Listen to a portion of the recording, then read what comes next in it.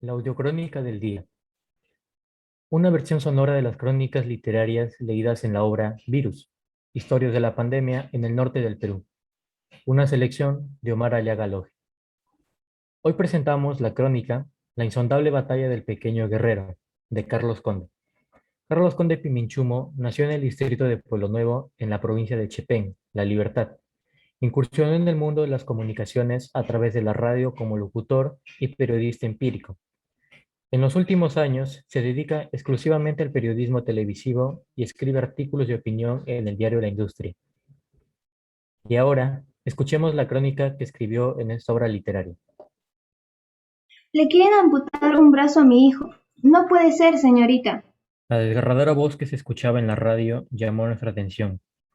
El chofer del vehículo se percató de inmediato y subió el volumen. Conducía más lento, como esperando la orden para cambiar de ruta e ir al encuentro de esa noticia que sonaba tan dramática. Yo lo traje solo con dolor de estómago, señorita. El reporte en vivo continuaba, y por momentos el locutor, desde cabina, intervenía, aunque con exagerado sensacionalismo. Ese hospital es una carnicería. Sin dejar de escuchar la transmisión, empezó nuestro debate para definir si íbamos o no en ese mismo instante a cubrir la información. No parece un caso de COVID-19. ¿En qué hospital será? Están en vivo, es en el alta complejidad y ese es Hospital COVID. Vamos, sí llegamos, me convenció el camarógrafo. A pocos metros de una de las puertas del hospital de salud, la señora Gisela Vaca se despedía de la periodista que acababa de transmitir su denuncia. Nuestra presencia con cámara y micrófono significaba acaso que su voz seguiría siendo escuchada, que su reclamo sea atendido y sobre todo que alguien le dé una esperanza para salvar a su hijo. Este es el documento que me pidieron que firme. Querían que autorizara la amputación de su brazo. ¿Cómo voy a autorizar si yo lo traje sanito? Por favor, queremos que lo lleven a Lima. Allá lo pueden salvar. Sin duda, aquellos padres merecían ser escuchados. Se les debía una serie de explicaciones, pero la pandemia había limitado el contacto directo con los médicos. Solo algunas llamadas telefónicas, con términos complicados, les daban cuenta del estado de su pequeño. Pero estos días el hospital se parecía a una infranqueable fortaleza. Las enormes rejas no se abren para nada, y lo único que se aprecia desde afuera son muros enormes y ventanas cerradas. Adentro, médicos y pacientes libran una batalla por la sobrevivencia. Afuera, familiares ataviados con trajes de protección son consumidos por la incertidumbre y la falta de información. Rodrigo llegó al mundo 6 años antes, el 7 de junio de 2014. La felicidad de sus jóvenes padres se vio alterada cuando les comunicaron que tenía una malformación congénita en el recto, el ano perforado. Las operaciones a las que fue sometido resultaron exitosas. Tiempo después, Gisela y Jainer volvieron a sentir que el mundo se les venía encima cuando los médicos detectaron en el niño un soplo al corazón. Su pronta atención en el Hospital Guillermo Almenara de Lima les devolvió la tranquilidad. Seguía un tratamiento y controles periódicos. Había algo más en la pequeña y tortuosa vida del pequeño Rodrigo. Tenía insuficiencia renal que, según su madre, fue consecuencia de una mala práctica médica durante una de las intervenciones quirúrgicas. Fue una negligencia. Él no nació con problema renal. El doctor le cortó la uretra y eso le afectó los riñones. Pero cada batalla librada lo hacía más fuerte. Cada obstáculo superado llenaba de felicidad a su familia. Por cada golpe que recibía del destino, la vida le regalaba un talento, una virtud que lo convertía no en un niño normal, sino en alguien extraordinario. Era un verdadero guerrero, y fue el número del jugador más querido de la selección peruana, el 9, el que llevaba en su pequeña camiseta cuando iba a jugar fútbol.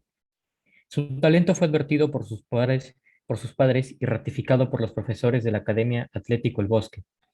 Era el capitán de su equipo. Destacaba entre los niños de su edad. Asistía entusiasmado a los entrenamientos y soñaba con ser un futbolista profesional. Sus padres no sentían que tenían un hijo enfermizo, sino un niño lleno de vida y con un futuro prometedor. La mañana del 11 de julio del 2020, Rodrigo acusaba de dolor en el estómago. Eran los peores días de la pandemia en Trujillo, Los casos se incrementaban a razón de 500 por día y fallecían más de 50 personas cada 24 horas. Los establecimientos de salud estaban colapsados y el pánico se había apoderado de la población. Luego de dudar por un momento, su madre decidió llevarlo al hospital Lasarte. Lo llevé a la 1 de la mañana. No me quisieron atender. Regresé con mi hijo a las 9 de la mañana. Recién al mediodía le pusieron oxígeno. Y ocurrió lo más temido. La prueba rápida para descartar coronavirus dio positivo. De acuerdo con lo dispuesto por el Salud, todos los casos COVID debían ser derivados al hospital de alta complejidad en el Distrito de la Esperanza. Aunque la sola mención de la enfermedad alarmaba a cualquier persona, los padres de Rodrigo asumieron con entereza la situación.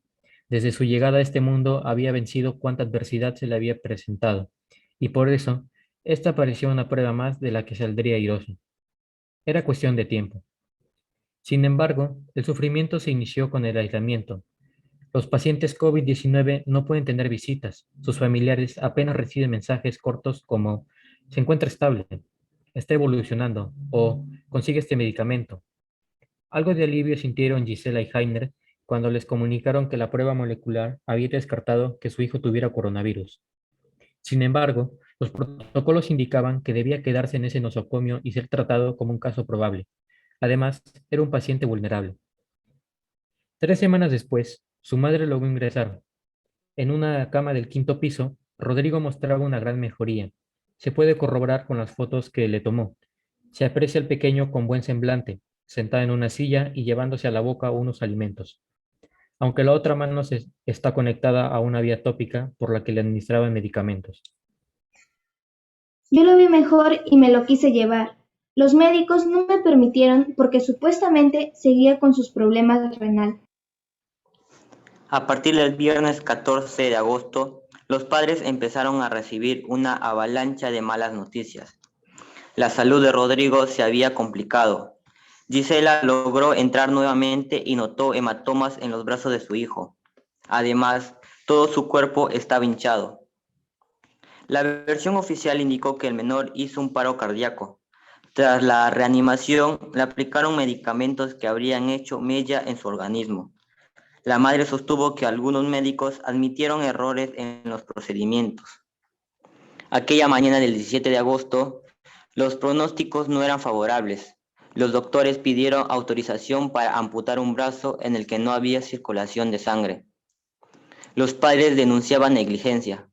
El comunicado de salud aseguraba que el niño había llegado con neumonía, desnutrición e hipertensión arterial. Es muy difícil para un periodista tomar posición en ese tipo de controversias. Por eso es mejor que el trabajo de difusión sirva para encontrar una alternativa. Mientras existe una esperanza, como lo creía la familia, la solución antes que la denuncia, la vida antes que el escándalo, el periodismo como servicio. Así que la consigna era hacer eco de lo que ellos pedían. Queremos que lo lleven a Lima. Allá están los especialistas que siempre lo han tratado. Yo sé que allá lo pueden salvar. Convencí a mi jefe para que la información se difunda a nivel nacional. Tenía la autorización, recopilé todo el material y me apresuré a redactar un texto. Niño permanece grave en área de COVID en un hospital de Trujillo. Padres piden ayuda para trasladarlo a Lima. Eran las primeras líneas del informe. Me aprestaba a grabar la locución para la posterior edición de la nota, cuando sonó el teléfono. Era el padre de Rodrigo. Señor periodista, mi hijo falleció. Los sollozos le cortaban las palabras, mientras que a mí una sensación de impotencia no me permitía pronunciar palabra alguna. Antes de cortar, Heiner alcanzó a decir: Quiero justicia. aún con el alma helada, a pesar de los muchos años cubriendo tragedias, y mientras esperaba destrabar el nudo que se me había formado en la garganta, tomé el teléfono, deslicé el dedo por la pantalla como quien revisa mecánicamente lo que hay en las redes. En WhatsApp estaban las fotos y videos que le había pedido a la madre del niño. Abrí el último de ellos y apareció Rodrigo. Sostiene un papel con un dibujo frente a la cámara. Sus ojos se achinan mientras habla sonriendo con voz que brilla. Este es mi cuento de la coronavirus. Por favor, lávense las manos. Ese había sido su trabajo durante las clases virtuales, para el jardín en el que él estudiaba. El texto que acompañaba este archivo era el siguiente. Así era mi niño, lleno de vida. Hemos escuchado juntos la insondable batalla del pequeño guerrero, crónica del libro Virus, Historias de la pandemia en el norte del Perú, una selección de Omar Aliaga Loje.